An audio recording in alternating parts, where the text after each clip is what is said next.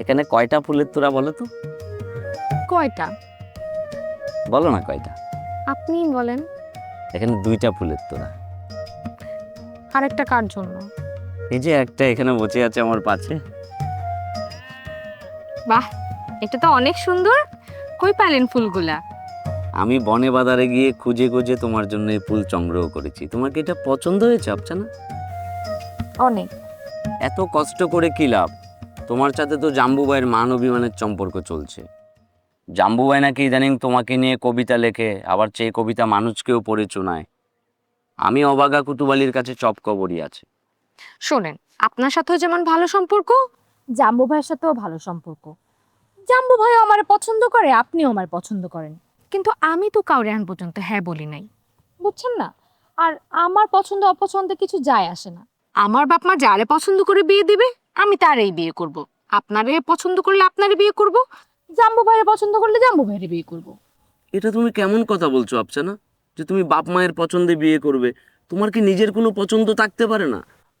তোমার তো নিজের একটা মতামত থাকতে পারে। তুমি একটা আধুনিক মেয়ে, আর যারা আধুনিক মেয়ে তাদের তো নিজেদের একটা মতামত থাকে, তাই না? সরি, আমি তো আধুনিক মেয়ে না, আমি গ্রামের মেয়ে। আর এই দিক থেকে কিন্তু জাম্বু ভাই আপনার থেকে আগায় আছে, কারণ জাম্বু ভাই এই গ্রামের ছেলে। আমার বাপ মা যদি জানে আপনার বাড়ি সেই সুদূর হাতিয়া, আর আমারে বিয়ের পরে সেই হাতিয়া গিয়ে আপনার সাথে সংসার করতে হবে, তাহলে আপনার সাথে জীবনও বিয়ে দিবেন আমারে। তোমাকে তো আমার সাথে গিয়ে হাতিয়া থাকতে হবে না, আমি নিজেই তো তোমাদের বাঁচায় চলে যাব। মানে? মানে আমি তো এখন ক্লাব গড়ে থাকছি, আমি ক্লাব গড় থেকে আমার সমস্ত গাট্টি বোচকা নিয়ে তোমাদের বাঁচায় গিয়ে উঠবো। মা, আপনি ঘর জামাই থাকবেন? আরে না, কি বলছো আফসানা, গড় জামাই কেন থাকবো? সুইজারল্যান্ডে যাওয়ার আগ পর্যন্ত তোমাদের বাঁচায় থাকবো, তারপর তো বিয়ে হয়ে গেলে দুজন একসাথে বিমানে করে উড়ে সুইজারল্যান্ডে চলে যাব। সুইজারল্যান্ড না? আপনি যে অলরেডি এই গ্রামের নইমুদ্দিনের বাপ আলিমুদ্দিনের কাছে 2 লাখ টাকা দিয়া ধরা খায় বসে আছেন, সেটা আমি খুব ভালো করেই জানি। কি যে বলছো আফসানা, তুমি এখন হচ্ছে এই আলিমুদ্দিনের ছেলে নইমুদ্দিন, নইমুদ্দিনের বাপ আলিমুদ্দিনের এখানে পড়ে আছো। চলো, আমি এবার সুইজারল্যান্ড এম্বাসিতে নিজে গিয়ে বিচা জমা দিয়ে এসেছি। এইবার আর বিচা মিস হওয়ার কোনো সুযোগ নেই। আর তাছাড়া সুইজারল্যান্ডের এম্বাসিতে যারা আছে সব তো আমার কাছের মানুষ, সব আমার পরিচিত লোক। এবার কিন্তু বিচাটা কনফার্ম হয়ে যাবে। আর বিচাটা কনফার্ম হয়ে গেলেই আমরা বিয়ে শাদী করে তারপর আমরা সুইজারল্যান্ডে চলে যাব। বাচ্চা কাচ্চা হওয়ার আগেই কিন্তু আমরা সুইজারল্যান্ডে যাব। শুনেছি সুইজারল্যান্ডের ওয়েদার খুব সুন্দর, আর সুইজারল্যান্ডে বাচ্চা কাচ্চা হলে সেগুলো বরফের মতো চাঁদা হবে। আগে ভিসা তো হোক, তারপর না বাচ্চা কাচ্চা। আচ্ছা, আপনার টুপিটা কই? ওটা পরে তো আপনার ভালোই লাগতো। না, এখন তো গরমকাল চলে এসেছে, চামার সিজনে তো গরম টুপি পরলে মানুষ পাগল বলে হাঁচাহাঁচি করতে পারে। আমি 2টো রেচমের টুপি অর্ডার করেছি, একটা তোমার জন্য, একটা আমার জন্য। সুইজারল্যান্ডে গিয়ে বরফের দেশে রেচমের কাপড়ের টুপি পরবো, বাচ্চাদেরকে নিয়ে। তুমি একটাবার ভাবো যে আমাদের কি সুন্দর চমে আসছে, আর তুমি জাম্বুর সাথে মানবিমানের সম্পর্ক করে রেখেছো। আমি আজকে হাতিয়ার লোক বলে আমার সাথে কেউ ভালো করে কথাবার্তা বলে না। আচ্ছা, আমি বিয়ে করলে তো আমি গ্রামেরই হয়ে যাব, তাই না? তাহলে তুমি কথায় কথায় কেন হাতিয়ার লোক বলে আমাকে অপমান করো আফসানা? কিন্তু আমি তো হাতিয়া গিয়ে থাকবো না। হাতিয়া গিয়ে থাকতে হবে কেন? আমরা তো সুইজারল্যান্ডে যাব।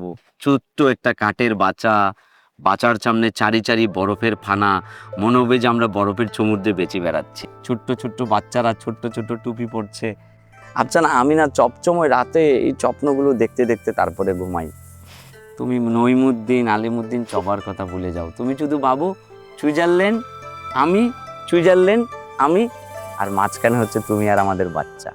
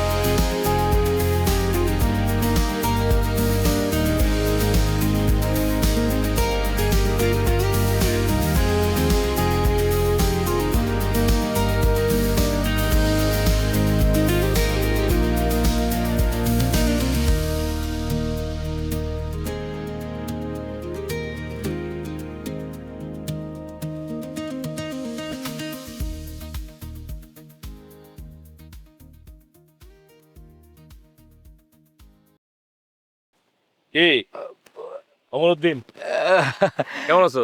লাকুম ভাই, ভালো আছি। আপনি ভালো আছেন? কিন্তু লাকুম ভাই, আমার নাম ওমরউদ্দিন, আমার নাম কবি ওমর খৈয়াম। বসেন। লাকুম ভাই, আপনি কিন্তু আগের চেয়েও আরো লম্বা হয়ে গিয়েছেন। কি বলো মিয়া, এই বয়সে মানুষ লম্বা হয় নাকি? হ্যাঁ, মানুষের জীবন কি মাথার চুল নাকি যে দিন দিন লম্বা হইতে থাকবে? না, সেটা ঠিক আছে, সেটা ভালো বলেছেন। মানুষ তো মাথার চুল না যে দিন দিন লম্বা হবে। ভালো, খুব ভালো বলেছেন। তো লাকুম ভাই, কোথায় যাচ্ছিলেন? এই তো ঘোরাঘুরি করতেছি, তোমাকে দেখলাম, আচ্ছা কথা বললাম, এই তো। তো অনেকদিন পরে গ্রামে আসলেন, কেমন লাগছে? খারাপ না, খারাপ না, কিন্তু পলিউশন, বুঝছো?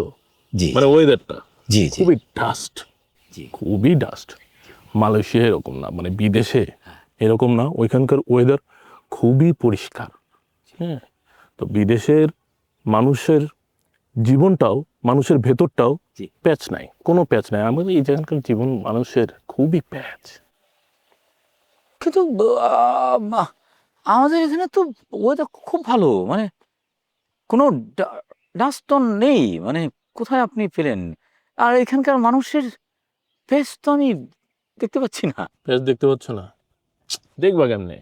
তোমাদের মেম্বারের গোষ্ঠী, ফারুক মেম্বারের গোষ্ঠী পুরাটাই প্যাচের একটা কারখানা রে ভাই।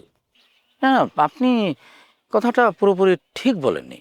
আমার মনে হচ্ছে কি জানেন, আপনি তো সারাদিন ওই নইমুদ্দিনের সাথে থাকেন। তো নইমুদ্দিন তো একটা প্যাচের কারখানা। আর ওটা জিলাপির প্যাচ, ওর মধ্যে কোনো আর্ট কালচার নেই, ওর মধ্যে কোনো সাহিত্য নেই, ওর মধ্যে কোনো কবিতা নেই, ওর মধ্যে কোনো কালচার নেই। বুঝতে পেরেছেন? এই জন্য এটা হচ্ছে। আচ্ছা, ওইটা শুনেছি আপনি নাকি সামনে নির্বাচনে দাঁড়াবেন। দাঁড়ানো উচিত না? হ্যাঁ, গ্রামের কোনো উন্নতি আছে? দিন দিন অবনতি হইতেছে। রাস্তাঘাটের উন্নয়ন নাই, ইলেকট্রিসিটি থাকে না, পোলাপান বেকার, সমস্ত কিছু ধ্বংসের দিকে। আমার মতো মানুষের তো ইলেকশনে দাঁড়ানো উচিত, তাই না? হ্যাঁ, অবশ্যই, অবশ্যই দাঁড়ানো উচিত। কিন্তু লাকুম ভাই, আপনি শুধু বাইরের উন্নয়নটাই দেখেছেন, আপনি মানুষের আর্থিক উন্নয়নটা দেখবেন না। মানুষের তো আর্থিক উন্নয়ন হচ্ছে। এই যে ধরেন, গ্রামের মানুষ এখন কবিতা পড়ে, গান বাজনা করে, ওদের ভিতরে আর্ট কালচার ডেভেলপ হচ্ছে। আরে বাইরে, আর্ট কালচার দিয়ে কি পেট ভরে? না, সেটা ঠিক আছে, আর্ট কালচার দিয়ে পেট ভরবে না, কিন্তু আর্ট কালচার দিয়ে তো মনের ক্ষুধা মেটে। মানে মনটাও তো শরীরের চেয়ে কম গুরুত্বপূর্ণ না। তুমি তুমি সে আগের মতোই আছো, ফটকাবাজি ছাড়ো নাই। হ্যাঁ, আচ্ছা যাই হোক, দাঁড়াইতেছি তোমার ভাইয়ের বিরুদ্ধে। ছি। ভোট তো আর দিবা না, দোয়া করো। না, ঠিক আছে, আমি অবশ্যই আপনার জন্য দোয়া করব। শুধু আপনি না, আমি সমস্ত প্রাণীকুলের জন্যই আমি সবসময় দোয়া করি। আপনি মেম্বার হলে কিন্তু খুব ভালো করবেন লাকুম ভাই, খুব ভালো করবেন। শুনেছি যে আপনি মালয়েশিয়া নাকি ওই যে রোড কনস্ট্রাকশনের কাজে লেবার হিসেবে কাজ করতেন। তো সেই অভিজ্ঞতাটা কিন্তু আপনি এইখানকার রাস্তাঘাটের উন্নয়নের জন্য আপনি কাজে লাগাতে পারেন। তুমি কি আমার একটু মানে খোঁচা দিলা নাকি? না, না, আমি আপনাকে খামোকা কেন লাকুম ভাই, আপনাকে কেন আমি খোঁচা দিব? আমি খোঁচা দিইনি। আমি তো তাও লেবারগিরি করে টাকা পয়সা কামাইছি, সম্পদ করছি, হ্যাঁ, আমার জীবনটারে গড়ছি। তুমি কি করছো? আমি আমি এই যে কবিতা লিখছি, আর্ট কালচার চর্চা করছি, মানুষের ভিতরে মানবিক উন্নয়ন করার চেষ্টা করছি। করো, খুব ভালো, করো, আর্ট কালচার করো, আমার কোনো সমস্যা নাই। কিন্তু শুনলাম তুমি নাকি গ্রামের নাম পরিবর্তন করতে চাইতেছো। দেখো, আর্ট কালচার করো, নো প্রবলেম, কিন্তু গ্রামের নাম পরিবর্তন করতে যায় না, ওইটা আমার দাদায় নিজে রাখছে।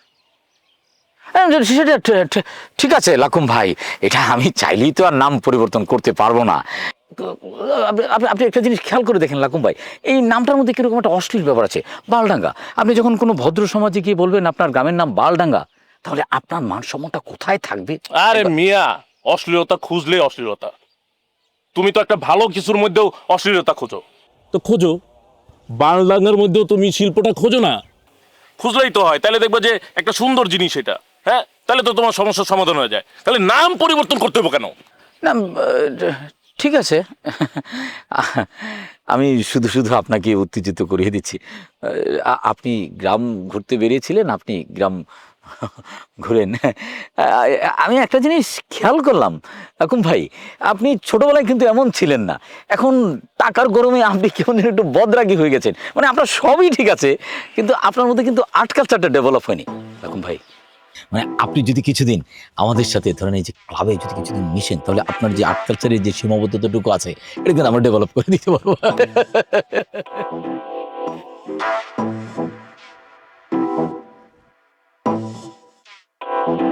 তুমি আসলে একটা ফাউল।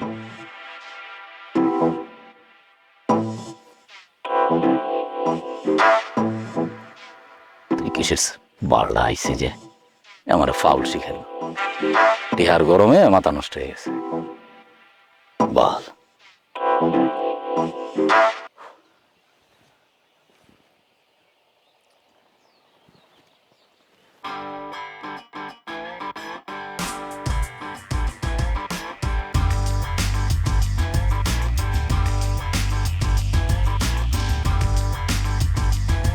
কবিগুরু, আমি একটা কবিতা লিখেছি, বিরহের কবিতা।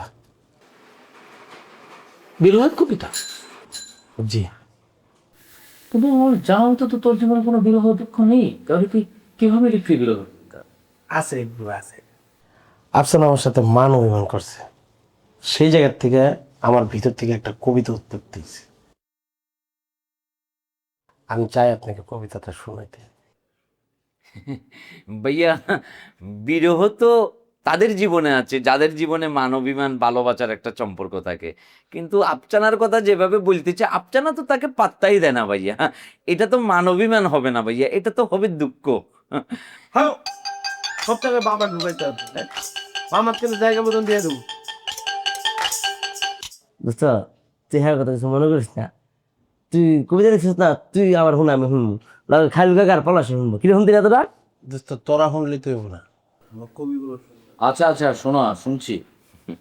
কবিতার নাম মান অভিমান, লিখেছেন আলিনুর ওরফে জাম্বু। ওগো অভিমানী, রাগ করো না তুমি, তোমার জন্য আজ আমার হৃদয় ক্ষুধার্ত। তোমার জন্য আজ আমার পেট দুর্ভিক্ষ। অভিমানী, রাগ করো না তুমি। কেমন কেমন বলটা? এটা তুই লিখেছিস? জি। মানে এতদিন তোরা আমার সাথে থেকে আমার সাথে কবিতা চর্চা করে এটা কি লিখলি তুই? না আছে আগা, না আছে মাথা, না আছে ছন্দ, না আছে তাল, না আছে মাত্রা, কিছুই তো নেই। খবরদার এইসব কবিতা আর কোনোদিন ক্লাবে আমাকে শোনাবি না। তুই এইসব কবিতা যদি লিখিস এবং শোনাতে চাস, তাহলে এই যে বলগাছ কলাই দিয়ে বাচ্চুকে অক্ষ বা বাচ্চুর যে চালা আছে, পলাশা খায়রুল কাকা, ওদের কি শোনা? ভাইয়া, আমি আপনার সাথে সম্পূর্ণ একমত ভাইয়া।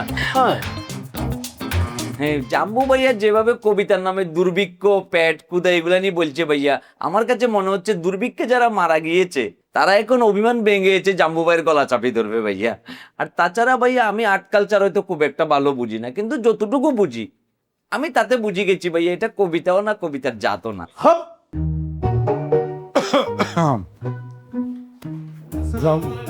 ওয়ালাইকুম আসসালাম। আসসালামু আলাইকুম। ওয়ালাইকুম আসসালাম। ভাইয়া, আপনি ওয়ালাইকুম আসসালাম। এই অসময়ে এখানে আসছেন ভাইয়া? না, এদিক দিয়ে যাচ্ছি না, যাওয়ার সময় মনে হলো ক্লাবের মধ্যে যাই, ছেলে পেলেগুলো আছে, কে কি করছে না করছে একটু দেখি। কিন্তু আমি তো এখানে ঠকে ঠকে দাস। কেন? এত বড় একটা ক্লাব, এই এলাকার সবচেয়ে নাম করা ক্লাব, সেখানে কোনো লোক নাই, মাত্র তোমরা 3-4 জন।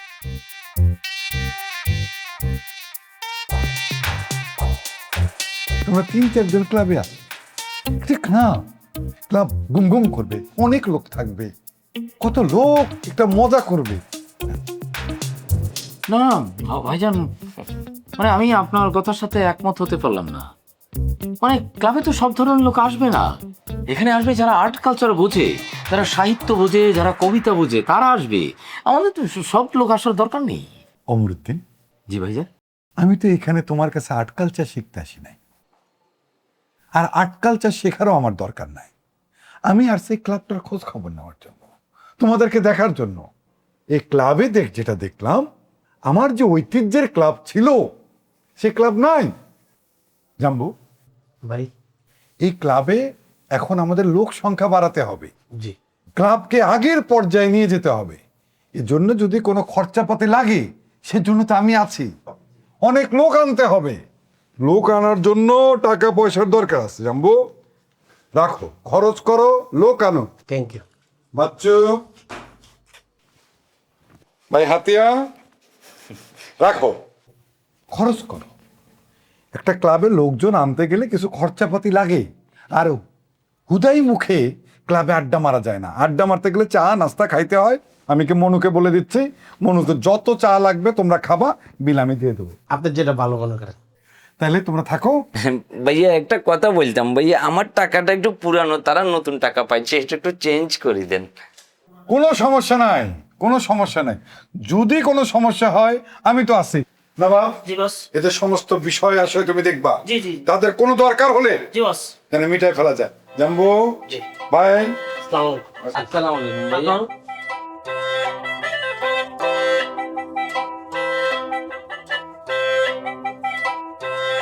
হ্যাঁ, কি হলো? মানে এইটা কোনো কথা? মানে আমার, মানে নিজের আপন বড় ভাই তোদেরকে টাকা দিল আর আমার দিকে ফিরেও তাকালো না। আমি হতাশ, খুবই দুঃখজনক।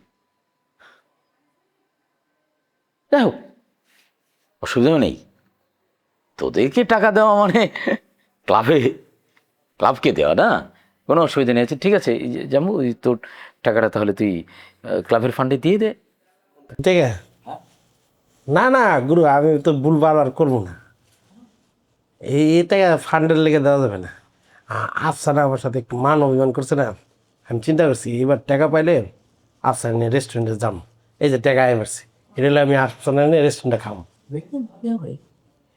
মানে এতদিন তুই আমার কাছ থেকে কোনো আর্ট কালচার শিখতে পারলি না, মানে নিজেরটাই বুঝলি। মানে মানুষের জন্য করা, সমাজের জন্য কিছু করা, আর্ট কালচারের জন্য কিছু করা, এটা কিছু শিখতে পারলে না, তাই না? হাতের তো আপনি তো বললেন যে আপনার টাকাটা ছেঁড়া, তো আপনার টাকাটা ফান্ডে দিয়ে দিন ক্লাবের।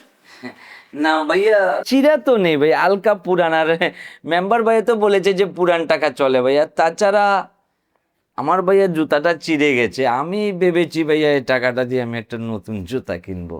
মানে আপনি দিচ্ছেন না, তাই তো? ভাইয়া আমার জুতা দরকার এক জোড়া। ঠিক আছে, আপনার জুতা। আচ্ছা, তোর টাকার কোনো দরকার নেই, তোর তো অনেক টাকা, গাছ ভর্তি টাকা। তোর টাকাটা দিয়ে দে ক্লাবের ফান্ডে। আমার আমার ট্যাপ প্রথম দিছে না, চিঠি হিসেবে রেখেছে, খেয়াল করতেছে।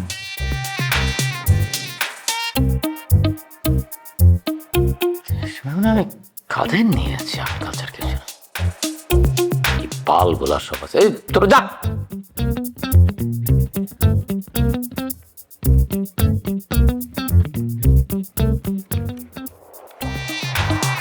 ভাইয়া আমি আপনাকে এক কাপ রং চা খাওয়াতে চাই ভাইয়া, আমার নিজের টাকা দিয়ে ভাইয়া। রং চার কথা কি বলবো?